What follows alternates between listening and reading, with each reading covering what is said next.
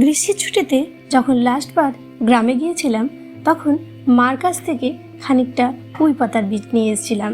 সেগুলোই ফেলে দিয়েছিলাম একটা পাত্রের মধ্যে। এখন দেখি সেগুলোর থেকে বেশ পুঁই পাতা বেরিয়েছে, কিছুগুলো তো বেশ বড় হয়ে উঠেছে, কিন্তু একসাথে এতগুলো পাতা রাখলে তো গাছগুলো বড় হবে না। তাই ছোট ছোট যেগুলো ছিল সেগুলোকে তুলে নিলাম, আর বড়গুলোও অল্প কেটে কেটে এখান থেকে আমি নিয়ে নেব। তাহলে কি হবে, এগুলো থেকে পরে কিন্তু খুব সুন্দর ডগা বেরোবে আর গাছগুলো অনেক বড় হবে। ছোটবেলায় এই রেসিপিগুলো মোটেও ভালো লাগতো না। যেদিন মা বানাতো মুখ বেজার হয়ে থাকতো। যত বড় হয়েছি তত এই রেসিপিগুলোর যেন প্রেমে পড়ে গেছি। নমস্কার, ওয়েলকাম টু কুকিং উইথ ইচ্ছে। আজ আমি বানাবো কাতলা মাছের মাথা দিয়ে পুঁই কুমড়োর রেসিপি। তো রেসিপির মধ্যে বানানোর জন্য আমি নিয়ে নিয়েছি অল্প মাছের তেল, আর তার সাথে কাতলা মাছের মাথা হলুদ নুন দিয়ে মাখিয়ে গরম তেলের মধ্যে মাথাটাকে আমি হাই ফ্লেমে একটা পিঠ ফ্রাই করতে দিয়ে দিলাম। ততক্ষণে বানাবো একটা মশলা। নিয়ে নিলাম একটা মিডিয়াম সাইজের পেঁয়াজ, আর এর সাথে নেব অল্প আদা আর 5-7টা রসুনের কোয়া আর 2টো কাঁচা লঙ্কা। এখন অল্প জল দিয়ে এটার একটা পেস্ট বানিয়ে নেব। এই রেসিপিটাতে এই মশলাটা দিলে স্বাদটা জাস্ট অসাধারণ হয়। যতক্ষণে মশলা আমাদের বাটা হয়েছে ততক্ষণে দেখুন মাছটা কিন্তু খুব সুন্দরভাবে ফ্রাই হয়ে গেছে। এখন এটাকে আমি আরেকটা পিঠও ফ্রাই করে নিলাম। লো ফ্লেমে আরেকটা পিঠ ফ্রাই করেছি, আর তাতে আমাদের মাছটা খুব সুন্দরভাবে সেদ্ধ হয়ে গেছে। এখন যে কাজটা করতে হবে সেটা হচ্ছে এটাকে ভালো মতো এরকমভাবে ভেঙে নিতে হবে অল্প। আপনারা অন্য যে কোনো মাছের মাথা দিয়ে রেসিপিটা বানাতে পারেন, কিন্তু কাতলা মাছের মাথার মধ্যে যে একটা আলাদা গন্ধ থাকে সেটাতে এই রেসিপিটাকে জাস্ট আরও সুস্বাদু করে তোলে। মাথাটা আমাদের খুব সুন্দরভাবে ফ্রাই হয়ে গেছিলো। এখন এটাকে আমি তুলে রাখছি।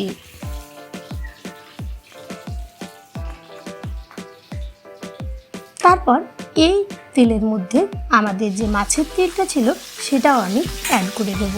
আর এই মাছের তেলটা ভাজার জন্য আঁচটা একেবারে কম করে দেবেন, কেননা কম আঁচে যদি এটাকে না ফ্রাই করা হয় এটা কিন্তু চারদিকে শুধু ছিটকে আসবে আর কাঁচা অবস্থাতেই থেকে যাবে।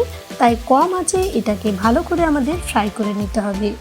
আর হ্যাঁ, একটা কথা, যদি আজকের রেসিপি আপনার ভালো লাগে প্লিজ একটা লাইক দিতে ভুলবেন না যেন।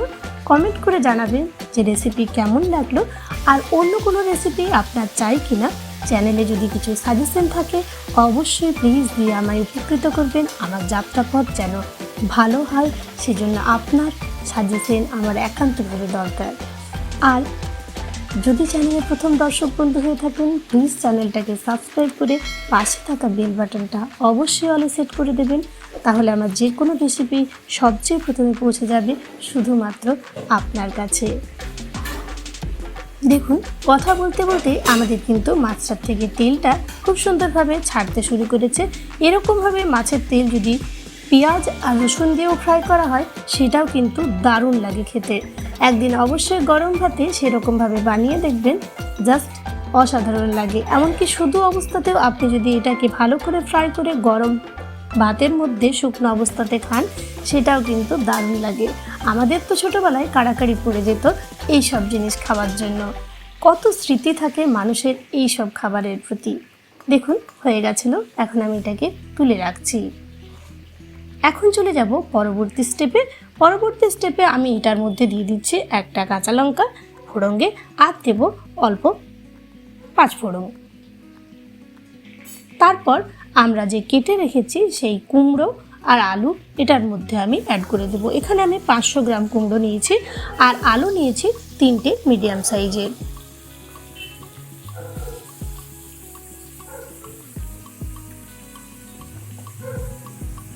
কুমড়ো আর আলুটা প্রথমে দিচ্ছি কেননা আমাদের এটাকে একটু ফ্রাই করে নিতে হবে।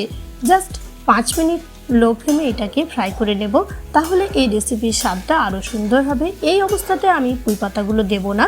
কেন দেবো না সেটা একটু পরে বলছি, জাস্ট দেখতে থাকুন।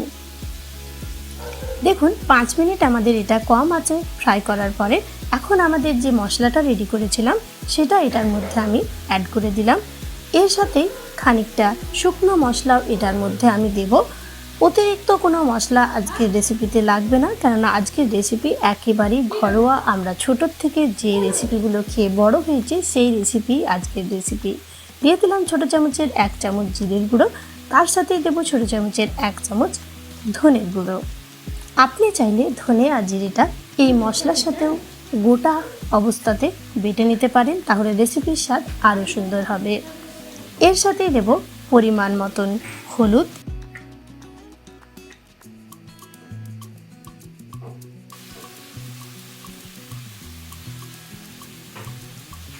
আর নুন দেওয়ার আগে লক্ষ্য রাখবেন কুমড়ো কিন্তু অনেকটাই কমে যাবে, আর আমাদের পুঁই পাতা বা পুঁই ডাঁটাও কিন্তু অনেকটাই কমে যাবে। এখন দিয়ে দিলাম নুন, আর পরিমাণ মতন নুন দেওয়ার পরে অল্প দেব চিনি। চিনিটা একই ব্যাপার, আপনি স্কিপও করতে পারেন, দিলে কিন্তু টেস্টটা ভালো হবে। কুমড়োর মধ্যে যদি মিষ্টি ভাব একটু একটু থেকে যায়, সেজন্য চিনিটা একটু বুদ্ধি করে দিতে হবে। এখন সমস্ত কিছু ভালো করে একবার কষিয়ে নেব। কম আছে মোটামুটি মশলার কাঁচা গন্ধগুলো যাওয়া অবধি 5-7 মিনিট আমি এটাকে কষাবো।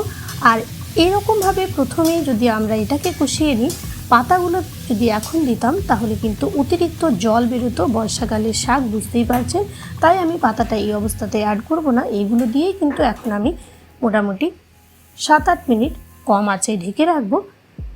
তাতে কি হবে, আমাদের দেখুন কি সুন্দরভাবে মশলাটা কষানো হয়ে গেছে, আর কুমড়ো একটু একটু সেদ্ধও হয়ে গেছে। কুমড়ো আর আলুটা অল্প অল্প কষানো এবং সেদ্ধ হয়ে যাওয়ার পর এখন অ্যাড করে দিতে হবে আমাদের পুঁই ডাঁটা এবং পুঁই পাতাগুলো। তারপর ভালো করে সমস্ত কিছু ফাইনালি একবার মিশিয়ে নেব। তারপর এটাকে ঢেকে রাখবো 10 মিনিট লো ফ্লেমে। এটাতে অতিরিক্ত জল দেব না, বর্ষাকালের শাক, এমনিতেই এটার মধ্যে জল অতিরিক্ত আছে, জল অনেকটাই বেরোবে।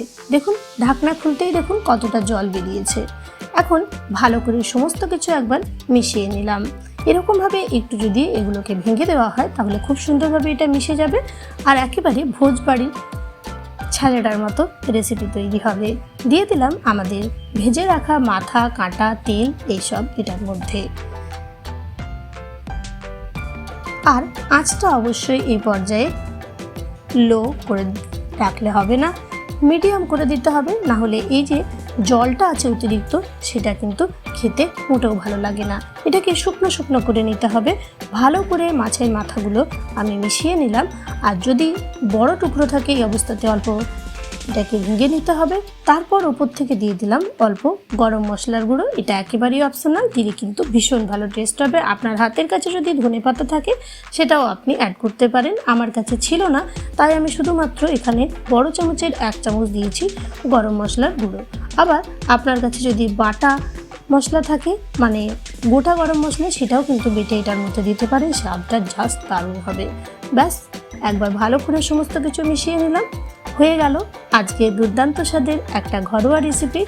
এটা একেবারে ভোজবাড়িতে যেরকম আমরা ছেঁচড়া খাই সেরকমই লাগে। ভিডিওটা এতক্ষণ ধরে ফুল ওয়াচ করার জন্য আপনাকে অসংখ্য ধন্যবাদ। ভালো থাকবেন, সুস্থ থাকবেন।